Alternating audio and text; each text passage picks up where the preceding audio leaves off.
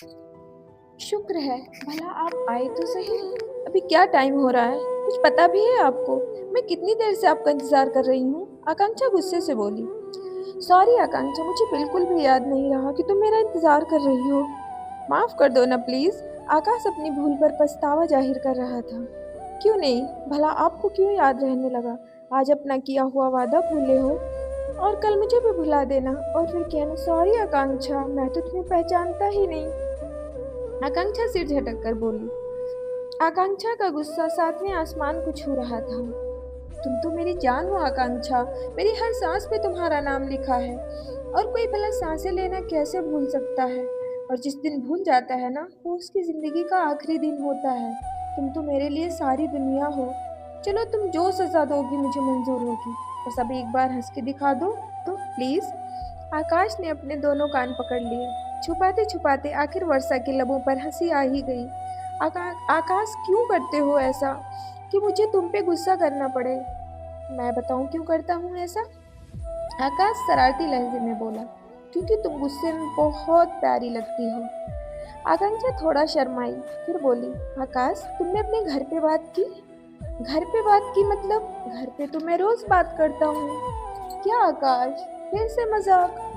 आकाश जोर जोर से हंसने लगा। सॉरी सॉरी सॉरी, तुम फिर से नाराज मत हो ना।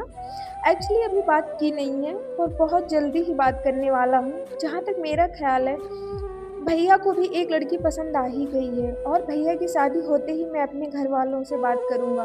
और मुझे पता है मेरे घर वाले कभी भी मेरी बात का मना नहीं करेंगे। ये सुनते ही आकांक्षा बहुत खुश हो गई और आकाश के गले से लिपट गई। इधर आकाश और आकांक्षा एक दूसरे की आंखों में डूबकर अपने आने वाले कल की सपनों को सजाने की तैयारी कर रहे थे। उधर बादल अपने दोस्तों के साथ मौज मस्ती में डूबा हुआ था, पर बार बार वर्षा का वो मासूम सा चेहरा उसकी आंखों में तैर जा रहा था। ये आंखें भी बड़ी कमाल की चीज होती हैं। किसी की भी तस्वीर बसा तो लेती हैं, पर इन्हें ये मालूम नहीं होता कि टूटी हुई तस्वीरों के टुकड़े जब आंखों में चुभते हैं ना, तो आंखें लहूलुहान हो जाती हैं और तस्वीरें अक्सर टूट जाया करती हैं। वर्षा प्यार की बदली बनकर बादल के जहन में छाने लगी थी। वर्षा की एक झलक पाने के लिए बादल बेचैन रहने लगा। वो उससे बातें करने के बहाने ढूंढने लगा। ऊपर से वर्षा की वो अपने आप को खुद में ही समेटे रहने की अदा उसे और दीवाना बना रही थी। एक रोज वर्षा तैयार होकर कॉलेज के लिए निकली ही थी कि उसे लगा जैसे पीछे से कोई उसे आवाज दे रहा हो। वर्षा फिर भी चलती जा रही थी। बार बार हॉर्न की आवाज सुनकर वर्षा साइड में हो गई। तभी एक कार आकर रुकी। रुक, सुनिए। वर्षा ने पीछे मुड़कर देखा। वो बादल था। हाँ, वो बादल ही तो था। वर्षा वहीं पे खड़ी हो गई। आप कॉलेज जा रही हैं क्या? जी। तो चलिए ना, मैं आपको छोड़ देता हूँ, मैं भी उधर ही जा रहा हूँ। जी नहीं, हम चले जाएंगे। अरे चलिए ना, आप मुझे जानती तो हैं। हाँ जी, बिल्कुल जानती हूँ। तो फिर चलिए ना, डर क्यों रही हैं आप? वर्षा बार बार ना नहीं बोल पाई और बादल की गाड़ी में बैठ गई। बादल पूरे रास्ते कोशिश करता रहा कि वर्षा कुछ बात करे, बट वो जो भी पूछता वर्षा कभी उसका हाँ में सिर हिलाती, कभी ना में सिर हिलाती।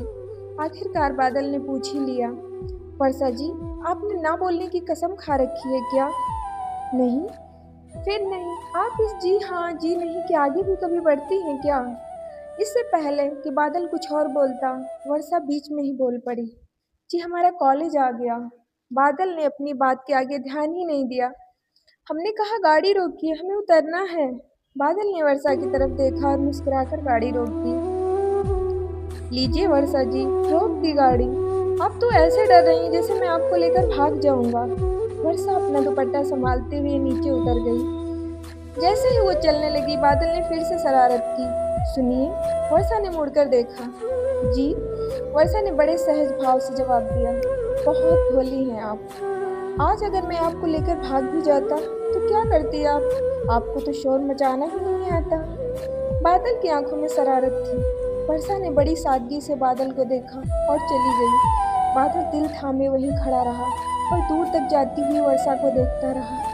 उसके बदन से लिपटकर हवाओं से अटखेलियां करता हुआ उसका दुपट्टा और काली काली नागिन से लहराती उसकी लटें के गालों को चूमकर मानो बादल के दीवानेपन की हंसी उड़ा रहे थे। जहाँ बादल के सीने में बहुत कुछ हो रहा था, वहीं वर्षा के दिल में भी कुछ हुआ तो ज़रूर था।